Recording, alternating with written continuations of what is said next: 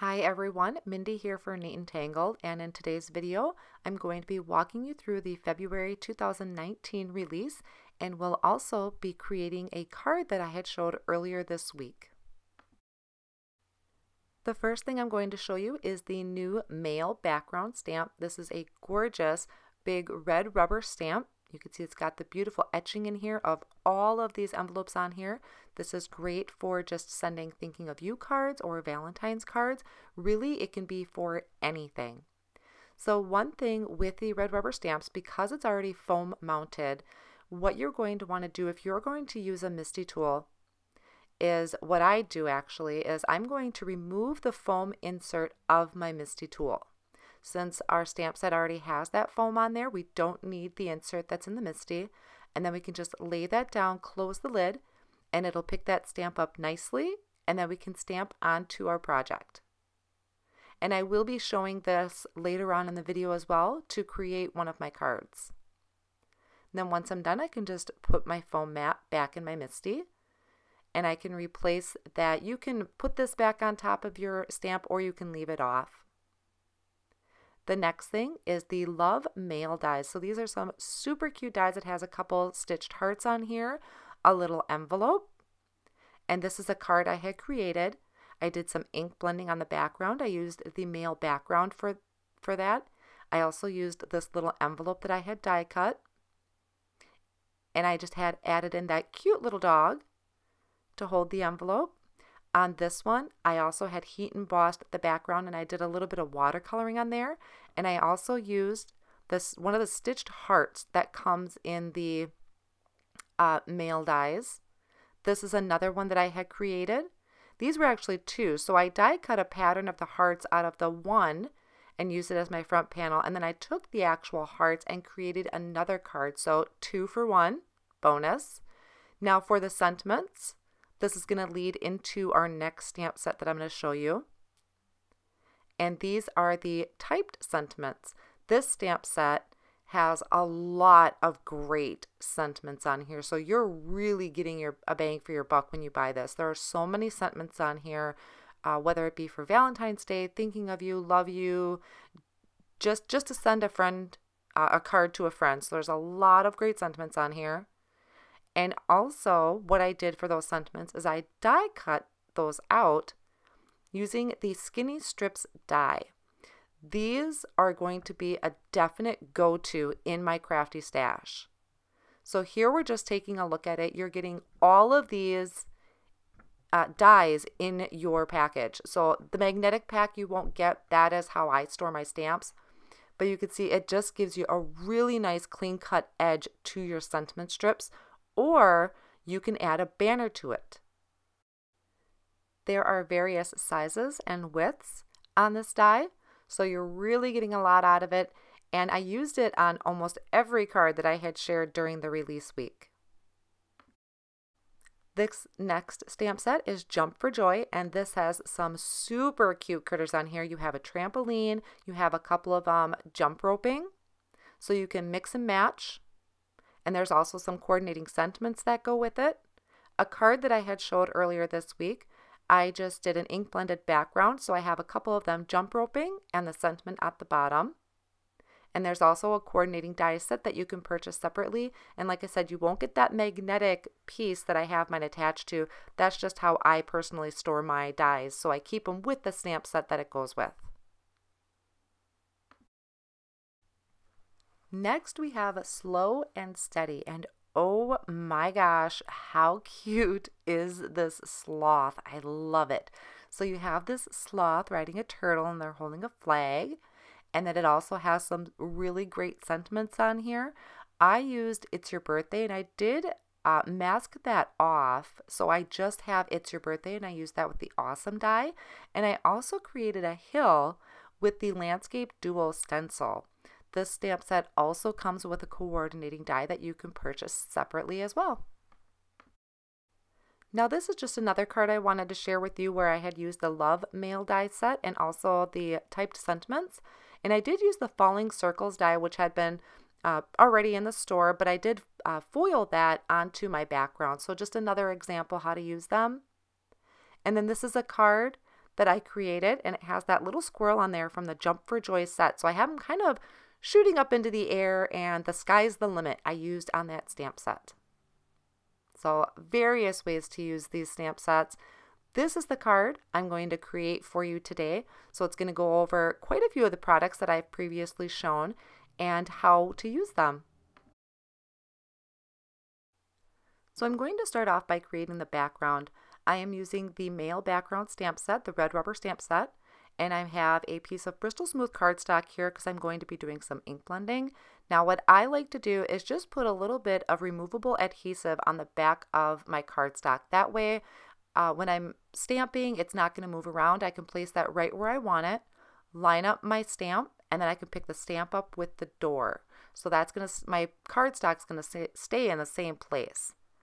Then I'm just prepping this cardstock with an anti-static powder tool because I'm going to stamp the entire background, so I want to make sure my embossing powder only sticks to the ink. And I do ink this up. This is Lawn Fawn Clear ink, which is an embossing ink. You can use whatever embossing ink you have, whether it's Versamark. This is just what I have on hand here. And then I close the door, and I'm just giving this a really good firm push. With the red rubber stamps, they do stamp beautifully with that etched rubber. So once I have that stamped down, I'm going to take some white embossing powder, and it is best if you kind of cut your cardstock a little bit bigger than what you're going to have your card base be, only because since this does cover the entire panel, if you smudge it with your fingertips, then you can always trim that off. So that's why it's kind of always best to have your cardstock be a little bit bigger than what you're anticipating the final project to be. Once that entire background is covered, I'll just heat this up with my heat tool. So I'm melting all of that embossing powder, and then I'll set it off on the side to cool off a little bit. And it's kind of hard to see on camera there since it's white on white. Once that cardstock piece has cooled off, now I'm going to bring in and do some ink blending. So I am using the Distress Oxides. I have Picked Raspberry and Tattered Rose. I'm starting off with the Picked Raspberry and just going right in the center with some circular motions, going right over all of that I had heat embossed. And then I can go around the entire edge with the Tattered Rose. This is why I use the Bristol cardstock. I just really like how the Distress Oxides move on this. They just kind of glide over the cardstock. And then I'm blending into the Picked Raspberry, and I'll go back with the Picked Raspberry and kind of blend that out so I have a nice transition between the two colors. And then I'll set that off on the side and work on my Copic coloring. So for my image, I'm using this really cute little dog. This is from Puppy's Favorite Things, and I just thought he'd look cute, like he's holding a little love letter. So I did stamp my image onto Neenah's Solar Weight cardstock. This is 80 pound, and I used a Copic friendly ink. And then I'm starting out with my darkest color, which is E43, and I'm going around the ears. I will go just underneath the head and then under the bottom side of the arms, and then the inside of the legs is where I added all of my darkest colors and then blended out with the E42, E41, and E40. Now, the arms and the belly, I didn't need to color. I just did it kind of force a habit, so it completed my image, but I know my envelope's going to be hanging or sitting in front of the belly, so that's up to you if you wanted to color it all in. And then for the ears and the belly, I did E25, E23, and E21, and the little spot on his face there. So I thought these were a really cute combination for my little puppy dog. Once that is all colored in, I'm going to bring in the coordinating die, and I'm lining that up, and I'm going to hold that down with my Post-it tape. Now, I just recently invested in the Gemini Junior, so I held my image down, or my die down with that Post-it tape, and then I'm going to flip it over onto this magnetic plate that comes with the Gemini, and then I put my cutting plate on top, so that magnetic plate there is holding my die in place. And then I just run my sandwich through the die cutting machine. I am loving this machine, by the way. It cuts so beautifully, and it actually cuts pretty fast. So once that did die cut, I'll just remove that Post-it tape, which I love using to hold my dies down because it doesn't rip my paper at all. And I have this perfectly cut out image. Now for my extras for my card, I am taking some Passionate Pink cardstock and I'm going to die cut out that envelope from the Love Mail die set. And I also need to do a sentiment. Now since these sentiment die, the skinny strip dies, I'm sorry, are not open, so I can't see where anything is, what I'm going to do is line up, figure out which one works best for the sentiment that I want. Then I'm going to take that and I'm actually going to die cut out my banner first. And I'll show you a little trick how I'm able to line my sentiments up on such a skinny piece of cardstock. So I'll go ahead, place these on my magnetic sheet, and then I'll run these through my Gemini Junior and die cut those out. So here they are now with this envelope. It does have some scored lines on there. So I'm taking my fingernail and kind of pushing from the inside of that envelope so I can get that crease. And then I'm just going to reinforce that crease with a bone folder. So I just have some really nice crisp edges. And then to seal it off, I'm just going to put a little bit of score tape to that inside flap. And I'll finish it off with just adding a little bit of adhesive to the top. So I'm closing this envelope up. That way my puppy can hold it. So just removing that backing from the double-sided adhesive and adding some adhesive to the top there. And then we will work on the sentiment.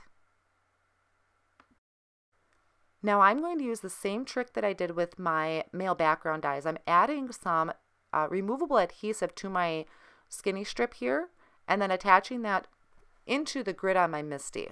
So that way I have room to work with, I can see it, and then I can take my sentiment and line it up on that skinny strip. Once I have that lined up, even on both sides and in the middle, I can close the door of my MISTI to pick up that stamp, and you can see even though it kind of picked up my grid a little bit, it didn't move my banner. So loving removable adhesive at this point.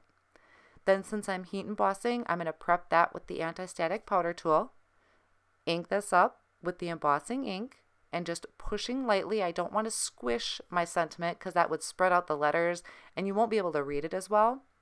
And then I'm just taking my tweezers and kind of prying that up a little bit. And this is also how I'm going to heat emboss, is I'm using my tweezers to do this since it is pretty skinny. So I'm just sprinkling on some of the gold embossing powder and just lightly tapping that off. And then I'm using my tweezers to hold this while I heat emboss. That way I'm keeping my fingers away. I'm not going to get it too hot. I'm not going to burn my fingers. And then we have this perfectly embossed sentiment on there. So next I'm just going to work on putting my card together. So for my card base, I have red velvet cardstock that's measured 4 1/4 by 5 1/2. And I did add a piece of white cardstock that is 4 by 5 1/4.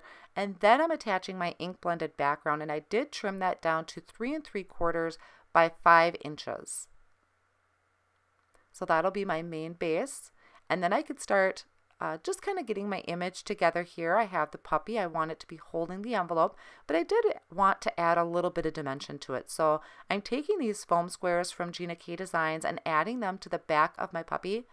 These foam squares are great because you could see I'm just pulling on that release paper there, and they're kind of popping up off on the side, and they're a really great width. They're not sticking up too high. They're just enough to give my image a little bit of dimension. And then once I have that covered with the foam squares, I'm just removing that release paper on the back of them. And I'm going to go ahead and add that to the center of my card. And then I decided to also add one of the foam squares to the envelope and just pop that up a little bit. If you wanted more dimension, you could add 2 layers of the foam squares. And I found that these were the perfect width to match my banner. So I just trimmed 1 1/2 there a little bit, so I had complete coverage along the entire banner. So in this project, I hope you enjoyed it today. This took a look at quite a few of the new items that are being released in the February 2019 release from Neat Tangled. If you enjoyed today's project, please give this video a big thumbs up and subscribe to the channel if you haven't already done so, and then be sure to click the little bell so you get notified of any future paper crafting videos. Thank you so much for stopping by, and I'll catch you next time.